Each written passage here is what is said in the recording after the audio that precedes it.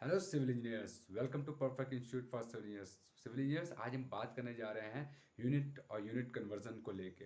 वैसे तो हम आम तौर पर जो है अपने डेली लाइफ के अंदर डे टू डे बेसिस पे भी हम लोग काफ़ी सारे यूनिट को यूज़ करते हैं। फॉर एग्जांपल, जैसे अगर आप पेट्रोल डलाने जा रहे हैं तो पेट्रोल्स आप लेते हैं लीटर्स में।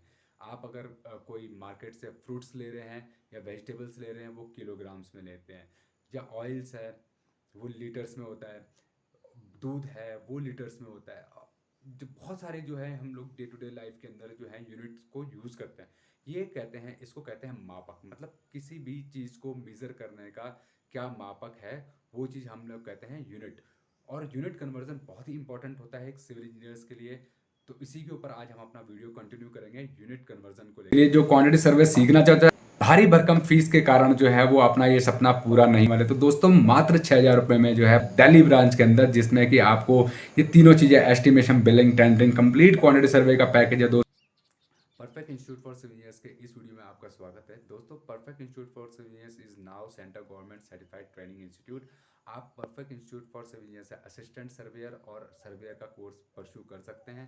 अगर आप 5वीं पास, 8वीं, 10वीं, 12वीं ग्रेजुएट हैं तो आप असिस्टेंट सर्वेयर का कोर्स, जो कि 6 मंथ का है, central government certified training certificate आपको इसमें प्रोवाइड किया जाता है। आप इंडिया और इंडिया से बाहर कहीं पे भी काम करें, एज ए असिस्टेंट सर्वेयर के रूप में काम कर सकते हैं।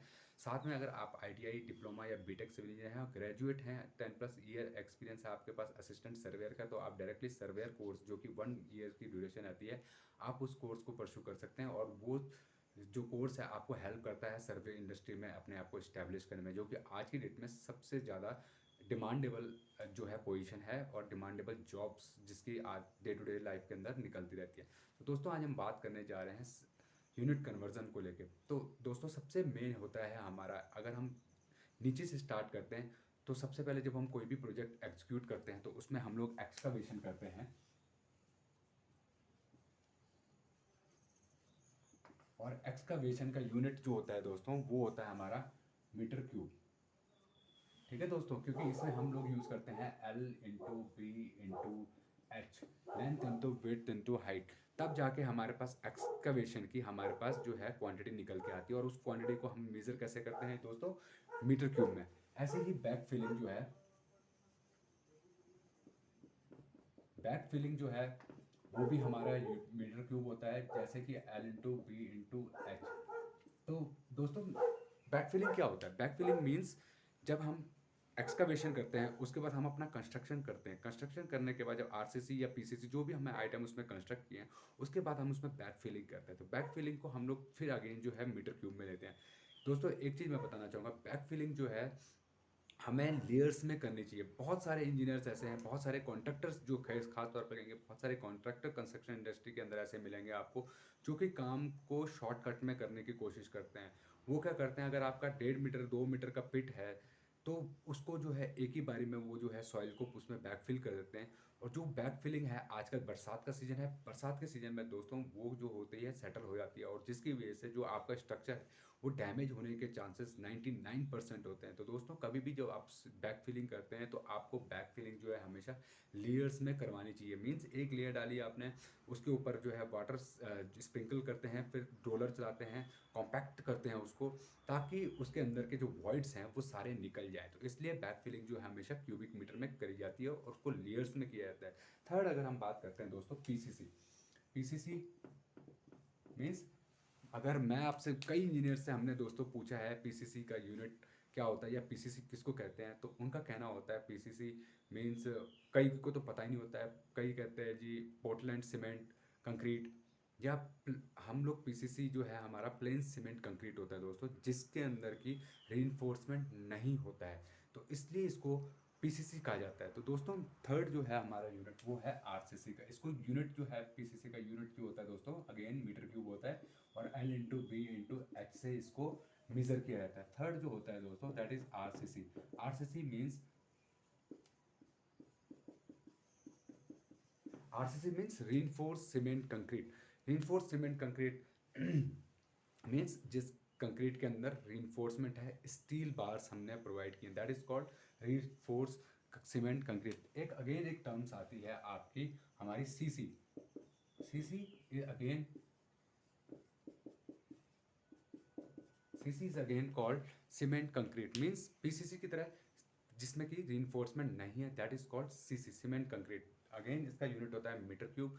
मीटर क्यूब अगेन जो है हम लोग यूज़ करते हैं L/B/H से हम इसको कैलकुलेट करते हैं। दोस्तों ऐसे बहुत सारे यूनिट हैं जो कि हम डे टू डे लाइफ में जो है यूज़ करते हैं। अगर मैं बात करूँ एक्सकवेशन, हमने excavation, backfilling, PCC, RCC, CC कर लिया।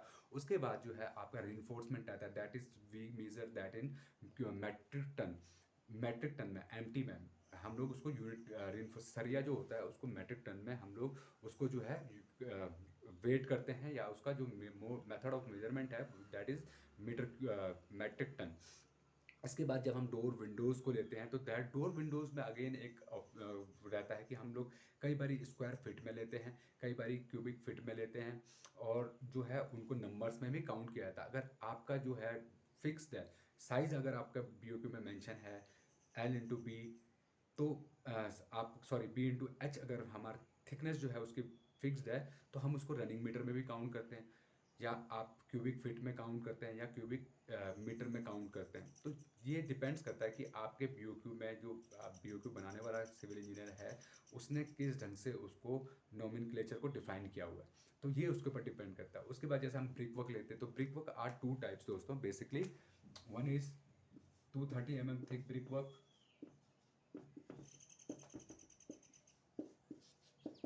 दैट इज, इसको हम लोग करते हैं मीटर क्यूब में, मीन्स L/B/H से मीजर। और 115 जो हम लोग थिक ब्रिक वर्क यूज करते हैं दोस्तों,